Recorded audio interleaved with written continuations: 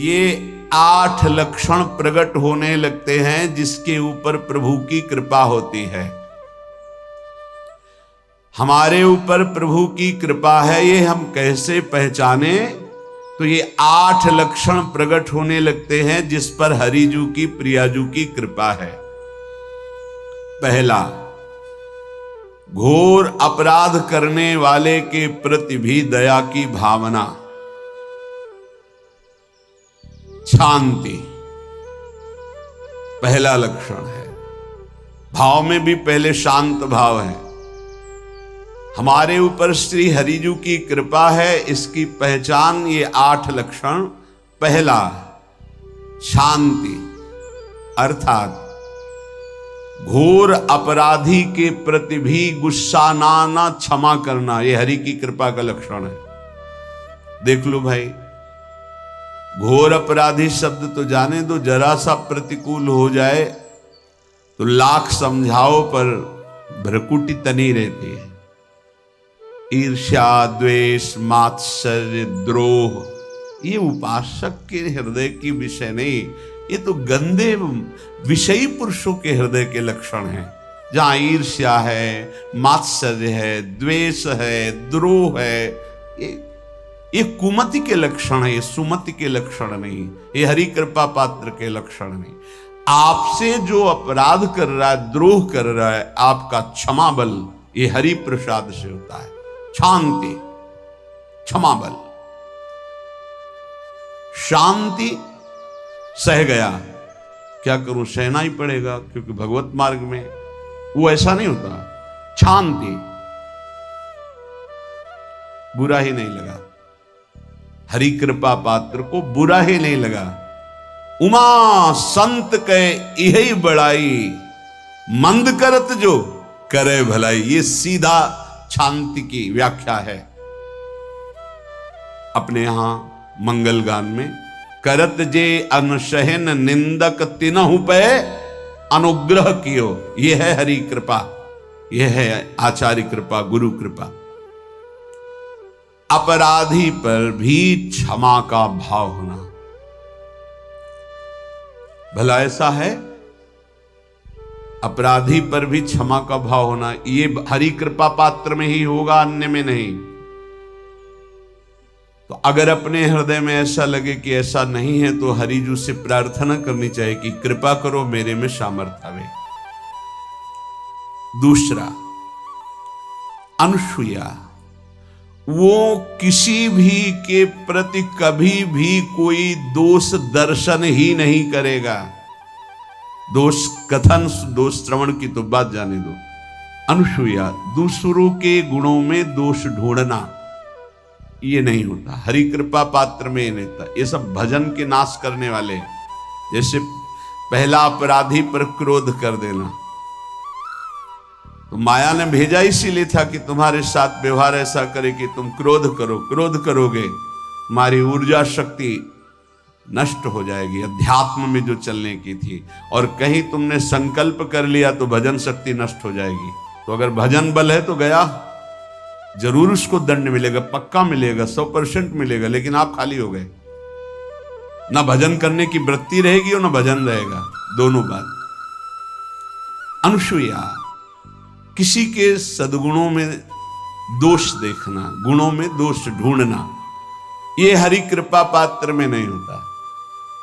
ये बहुत मंगलमयी बातें हैं जिससे हमारा भजन मार्ग पुष्ट होता है। तीसरा, वो बाहर से और भीतर से पवित्र रहता है, हरि कृपा पात्र। शौचाचार का ज्ञान होना चाहिए, वस्त्र आपके पवित्र होने चाहिए, ये बाहरी जल रज आदि के द्वारा बाहरी पवित्रता, और निष्कपटता, निश्चलता, सत्य भाव, ये अंदर की पवित्रता है। अगर कपट है, छल है, असत्य है तो हृदय मलिन रहता है। भीतर और बाहर से पवित्र रहना, इसमें खास बात क्या है? भीतर और बाहर से पवित्र रहने में, भीतर और बाहर से सदैव पवित्र कौन रह सकता है? तो बोले जो पुंडरीकाक्ष भगवान श्री हरि का, प्रियाजू का स्मरण करता रहता है, शवायाभ्यंतर शुचि, वो बाह्य और अभ्यंतर दोनों से पावन रहता है। तीसरी जो कृपा का लक्षण है, अर्थात वो सदैव भगवत चिंतन परायण, शौचाचार का पालन करने वाला, बाहर और भीतर से हरि कृपा पात्र पवित्र रहता है।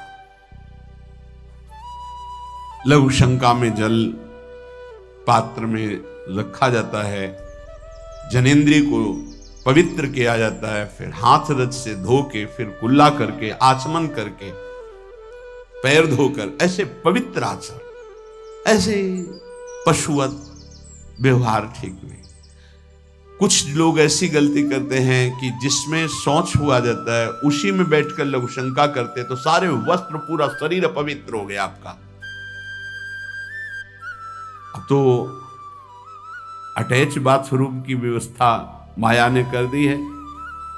हमें लगता है कि शौचालय अलग होना चाहिए और स्नान गृह अलग होना चाहिए, थोड़ा ही चाहे भेद हो, अंतराय होना चाहिए पवित्रता के लिए। अब ये शौचालय है, यही स्नान करना है, यही लघु शंका करनी है, तो पवित्रता का निर्वाह नहीं हो पाता। यदि जिस उस जगह आप शौच करते हैं, जो बैठकर उसी पे बैठ के लघु शंका करते हैं, तो आपको पूरा वस्त्र सहित स्नान करना चाहिए पवित्रता के, तभी बुद्धि भ्रष्ट हो जाती है। आपको मंत्र का निरंतर चलना ये कठिन पड़ जाएगा। पवित्रता का निर्वाह करो। देह राग मिटने के बाद एक स्थिति आती है, अवधूत स्थिति, उसमें फिर शरीर की पवित्रता का कोई संबंध नहीं रह जाता। पर अभी तो संबंध है ना देह भाव से, तो बहुत होश से लघु शंका ऐसे करें कि आपके पैरों में, वस्त्रों में छिट्टी ना पड़े, पवित्र रहें। हर समय हमें पवित्र मंत्र जपना है, नाम जपना है, श्री की सेवा में रहना है। बहुत जल्दीबाजी खड़े खड़े लघु शंका की, छिट्टियां पड़ रही, बस ऐसे चल दिए, वो पशुवत आचरण भगवत मार्ग में नहीं चल पाओगे।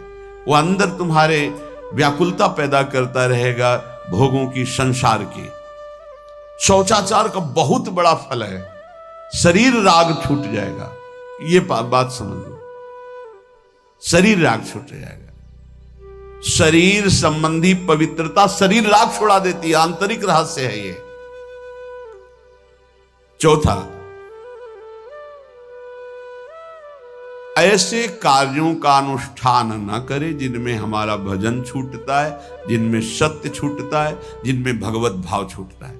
जैसे आपके ऊपर कृपा हुई, आप भगवत मार्ग में चल रहे हैं, अब आप ऐसे संसारिक कार्यों का अनुष्ठान कर रहे हैं जिनमें आपकी चित्तवृत्ति बिल्कुल भगवत विमुख हो रही, तो जीवन का लाभ क्या होगा? लाभ तो है भगवत स्मरण सहित। इसी की मानो टीका है,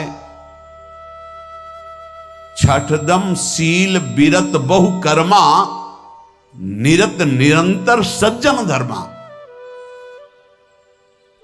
शीलवान और ऐसे कर्मों से विरत जिनसे भगवत विस्मरण होता है, जो सज्जन पुरुषों के द्वारा धर्मानुष्ठान होते हुए उन्हीं का अनुष्ठान, ऐसे कर्मों में ना जाए जिससे भगवत विस्मरण होता है।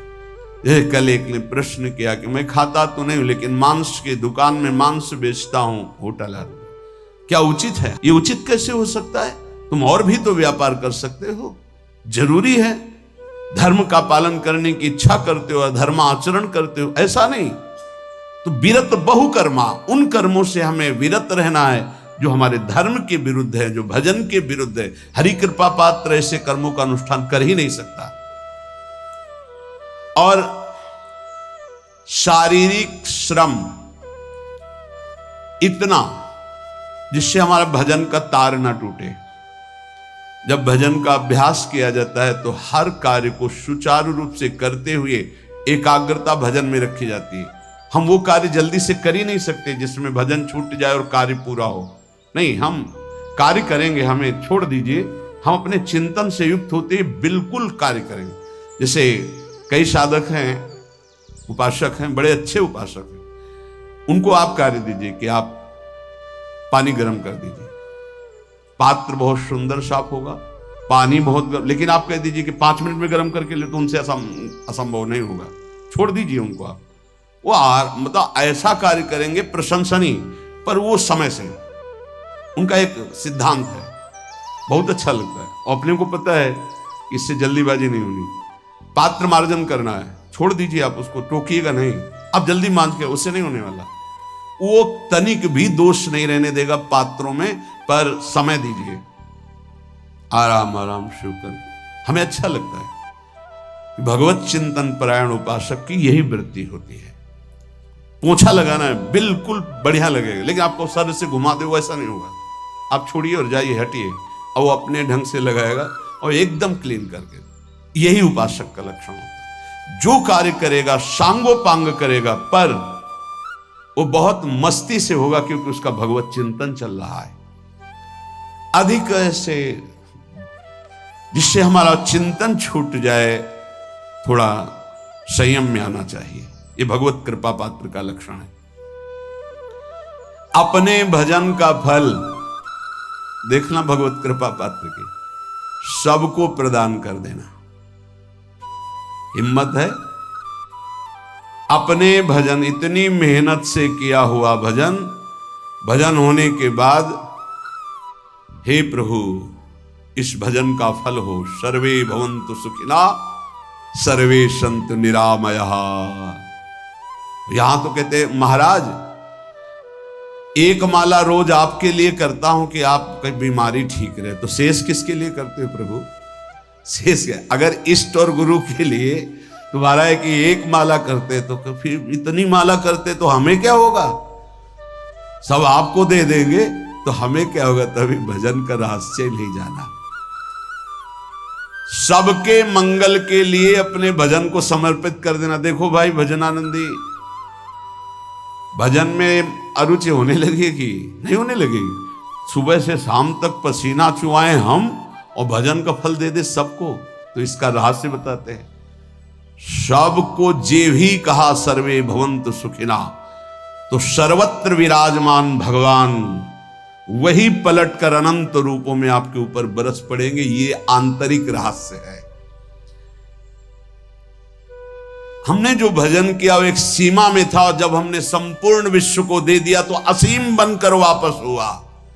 ये भाव न समझ में, अगर ये भाव न कहे तो एकदम लगे हम अपना भजन क्यों दे दें सबको। उस सर्वात्मा में विराजमान जो हमारा प्रभु है, उसी को समर्पित कर। सर्वे भवन्तु सुखिना, तो वो सब पलटकर सब जगह से वापस आया, सबका आशीर्वाद आया और वो महान बनता चला गया। ये लाभ है, आंतरिक लाभ है। अगर तुम्हारा भाव ऐसा न बनता हो तो आप प्रभु को तो अर्पित करते ही है ना, तो वही प्रभु सब में विराजमान है। ऐसा भाव करके सर्वात्म स्वरूप भगवान को हमारा भजन समर्पित है। सब रूपों में प्रभु विराजमान है। ये हरि कृपा पात्र का लक्षण चल रहा है। और छठवां, अपने भजन से अपने लिए कुछ भी ना चाहना, और दूसरों की तो बात जाने दो, दूसरों से कुछ ना चाहना ये तो ठीक है। अपने भजन से अपने लिए कुछ ना चाहना है हिम्मत। देखो ये हरि कृपा पात्र में हिम्मत होती। अपना भजन अपने प्रयोग में ना लाना, इसका भी आंतरिक रहस्य है। अपने प्रयोग में आप शरीर को लेकर के बोलेंगे, अगर स्वरूप को लेकर तो प्रयोग की कोई वहां जरूरत ही नहीं। स्वरूप पूर्ण काम है, वहां कोई अभाव नहीं। जब आप कोई भाव अपने लिए करेंगे तो देह भाव होगा। देह भाव से किसी विषय की मांग होगी। विषय पूर्ति भजन का फल नहीं होता, भजन का फल होता विषय निवृत्ति। बहुत जोर की बात है, कैसे समझ में? अपने भजन का भी फल अपने लिए नहीं, दूसरों से कुछ चाह रखना तो बात ही जाने दो। भजन से भी कोई अन्य सुख की चाह नहीं हुई। क्या चाहिए? भजन ही बनता रहे, भजन का फल भजन बनता रहे, खूब निरंतर जप करते रहे। सातवां, किसी भी मान सम्मान कीर्ति पद प्रतिष्ठा के मिलने पर हृदय का असंतुष्ट हो जाना, यह हरि कृपा पात्र का लक्षण होता है। प्रणाम नमस्कार जय हो तो हृदय में असंतुष्ट हो जाना चाहिए। कोई किंचन मात्र अभिमान न उदय हो जाए। प्रभु बचाओ, ये माया की चकाचौंध से बचा लो नाथ। कौन सा अपराध बन गया कि आपकी जय की जगह यहां हमको ऐसा सुनना पड़े। जैसे एक बार महापुरुष जन कह रहे थे कि जब गुरुजन बड़ाई करने लगे सामने शिष्य की, तो उसको ग्रीवा झुका लेनी चाहिए और पश्चाताप करना चाहिए कि कोई गलती हो गई, आज हमारे गुरुजी ने हमारी बड़ाई कैसे कर दी। इसका मतलब कोई दोष बन गया, कोई गलती हो गई, और प्रार्थना करना चाहिए कि क्षमा कीजिएगा महाराज, अगर कोई गलती हो तो दंड दीजिएगा, लेकिन ये दंड मत दीजिएगा कि आप हमारी प्रशंसा कर रहे। भगवान, इससे बड़ा और कोई दंड नहीं हो, ऐसा महसूस होना चाहिए। सम्मानम कल्याति घोर गरलम, ये हरि कृपा पात्र का लक्षण है। नीचापमानम सुधा, नीच पुरुषों द्वारा किया हुआ अपमान अमृत के समान लगे और सम्मान विष के समान लगे। मान प्रतिष्ठा कीर्ति जिसके लिए बड़े बड़े लालायित रहते, हरि कृपा पात्र को विष की तरह चुभती है। और 8वां, किसी भी प्राणी समुदाय से संबंध ना रखते हुए सब पर दया की भावना, सब पर कृपा की भावना, सब पर करुणा मैत्री, पर किसी से ममता नहीं। ये सूत्र बहुत व्यवहार में प्रयोग करने योग्य है। सबसे करुणा और मैत्री, पर किसी से ममता नहीं। करुणा तो करी भरत जी ने, मैत्री भी की मृग से, पर ममता रहित नहीं रहे। ममता कर ली तो अगला जन्म हिरण का हो गया। ममता नहीं रखी। निर्ममो निरहंकारा, करुणा मैत्री तो करनी है, जैसे इसमें आदेश है, गीता में जी आदेश है, अद्वेष्टा सर्वभूतानां मैत्रः करुणैव च, पर निर्ममो निरहंकारा, ये साधक की चतुरता है। प्राणी मात्र पर दया कृपा करुणा मैत्री, पर ममता नहीं। ममता किसी से, और यहां करुणा मैत्री ये तो गायब हो गई, केवल ममता रह गई है। अपने शरीर से ममता, शरीर संबंधियों से ममता, विषय भोगों से ममता, यही जहर है। संबंध में ये ममता ही जहर है, विचारों में अहंकार जहर है, कर्मों में ये आसक्ति जहर है। इसी जहर को मिटा दे तो जीवन मुक्त महापुरुष कर्म करते हुए, विषय सेवन करते हुए, वार्ता करते हुए, विचार करते हुए, बिल्कुल जहर रहित उसका जीवन हो गया। तो ये 8 बातें हरि कृपा पात्र में होती हैं, इनको बार बार सुनना, हृदय में धारण करना। जो भक्त होता है, हरि कृपा पात्र होता है, उसमें ये 5 बातें कभी नहीं जागृत होती, स्फुरित ही नहीं होती।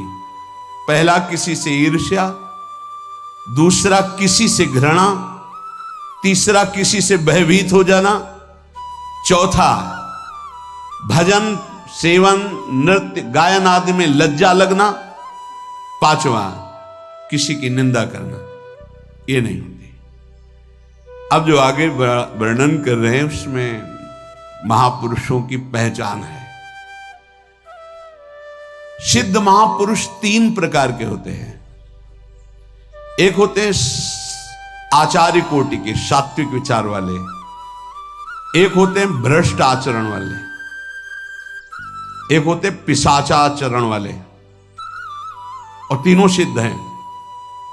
बहुत बड़े महापुरुष पूज्यपाद उड़िया बाबा जी हैं, वही रहस्य का प्रकाश कर सकते थे, अन्यथा बिना ब्रह्मबोध महापुरुष के ऐसा नहीं। तीनों सिद्ध हैं, तीनों भगवत प्राप्त है।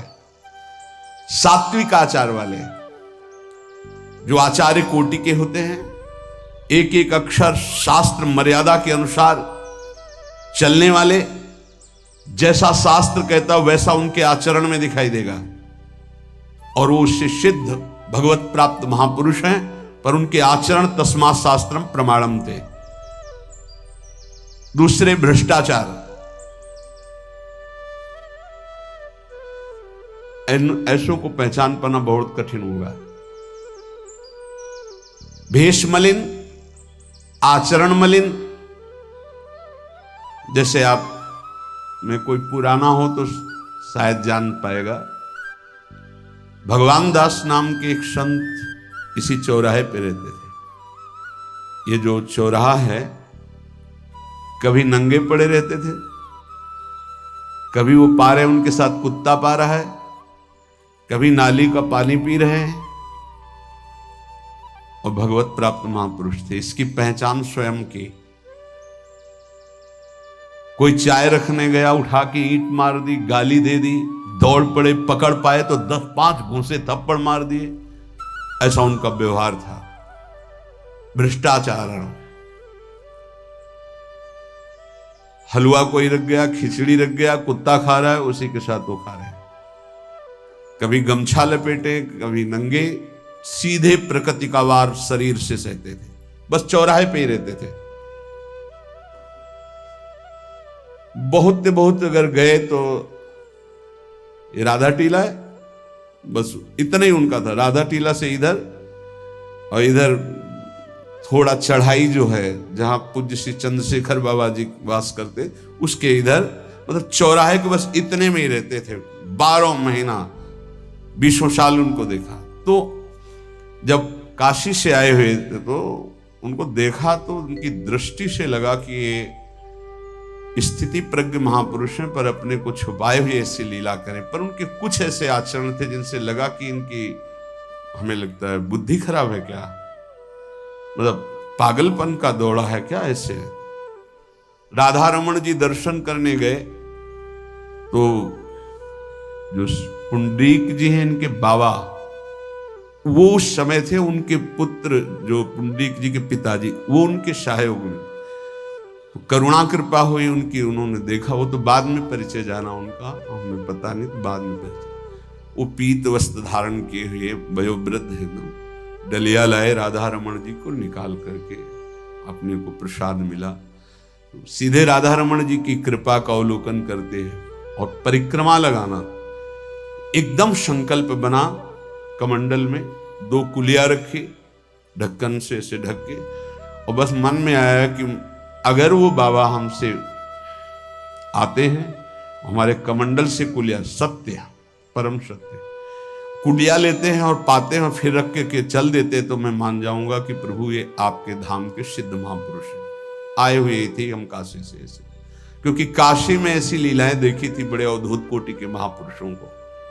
आपसे सत्य कहते हैं, वो पेड़ हट गया, रमण रेती में था, बीच रोड में था, चबूतरा बना था, वो ऐसे पड़े थे, वहां के हम बैठ गए, बिजली की तरह उठे, रफ्तार से आए, खड़े हो गए हम बिल्कुल, क्योंकि हमें पता था कि घूंसा और थप्पड़ इनका प्रसाद होता है। हम कहा उस समय, हम कहा अगर हाथ चलाएंगे तो पकड़ लेंगे ना, बिल्कुल पोजीशन में खड़े।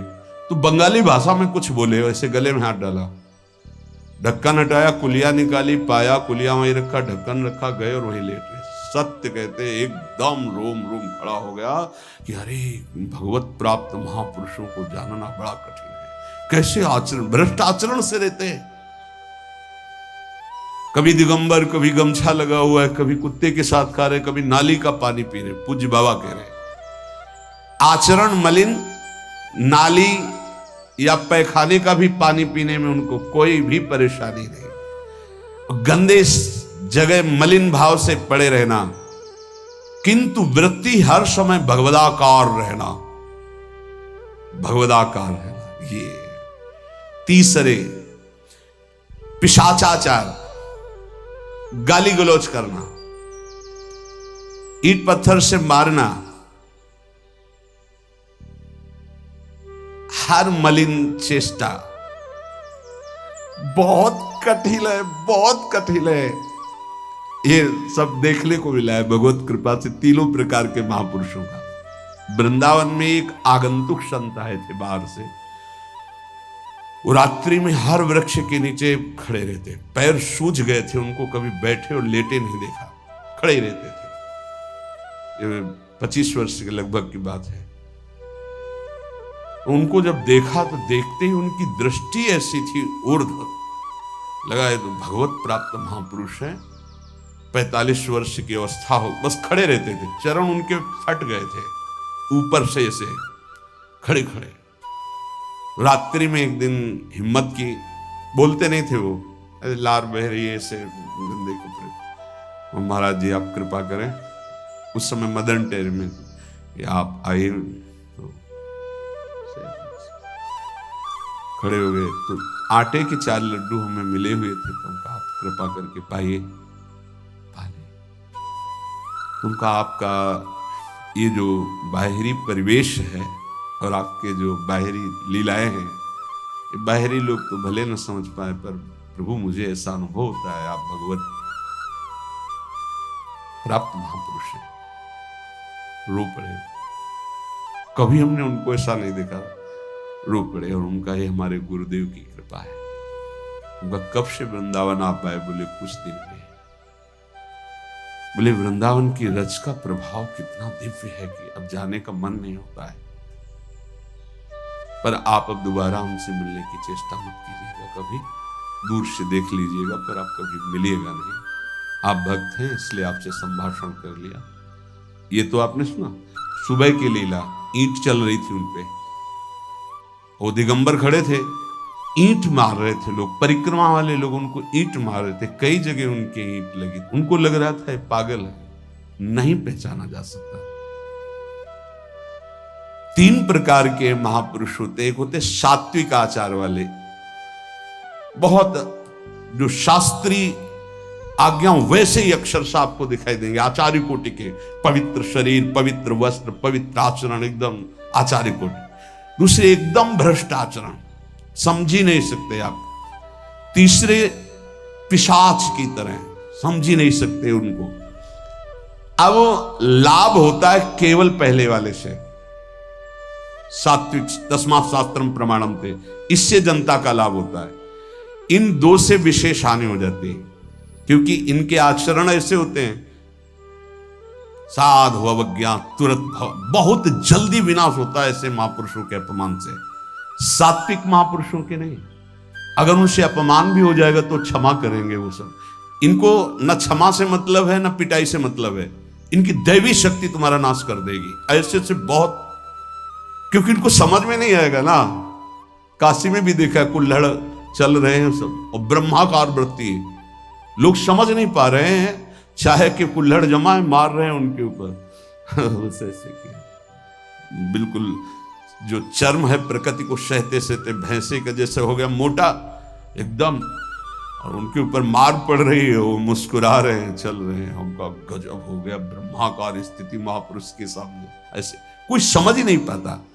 तो कह रहे हैं ऐसे भक्तों से प्रायः सबकी हानि हो जाती है, क्योंकि समझ पाते नहीं कि स्थिति क्या है, और जब उनका अपमान करते हैं, उनको मारते हैं, पीटते हैं, उनका सर्वनाश हो जाता है। वो करते नहीं है, उनका प्रभाव कर देता है, पर सात्विक महापुरुषों से किसी का मंगल नहीं होता। इसलिए समाज का परम मंगल शास्त्र के द्वारा आचरण किए हुए जो सिद्ध महापुरुष हैं उनसे होता है। ये 2 प्रकार के महापुरुष जो होते हैं, कई तरह से हानि हो जाती है, आप समझ ही नहीं पाएंगे, आप अपमान कर देंगे, अनिष्ट हो जाएगा आपका, क्योंकि यहां ना क्षमा है न दंड है, दैवी शक्तियां उनकी सुरक्षा में लगी हुई, वो सर्वनाश कर देंगी। इसलिए बाबा परिचय बता रहे कि अगर तो इनको पागल न समझा जाए। ये प्रायः जैसे एक बार बताया था कि हरगोविंद जी के पांडाल में रास हो रहा था, एक दिगंबर महापुरुष आए और वो ऐसे खड़े थे पीछे से, चूंकि आरती करने के बाद पीछे राधा वल्लभ जी की गए तो पीछे ही खड़े होना था, तो बिल्कुल पास बूट पहने हुए मारा लात पीछे से, वो मुंहभरा गिर गए, आराम से खड़े हुए, रास को ऐसे नेत्रों से हल्का सा वो बस फिचल दिए, वो पीछे 10 बार लात मारता गया, वो मुड़ के नहीं देखा किसने मारा, पीछे पीछे हम 10 कदम चले, गजब हो गया ऐसी स्थिति इस महापुरुष की। और ये बावरा जान नहीं रहा कि अपना सर्वनाश कर दिया हमने, और वो गजेंद्र की तरह मतवाले ऐसे फोगला की तरफ चल के नहीं।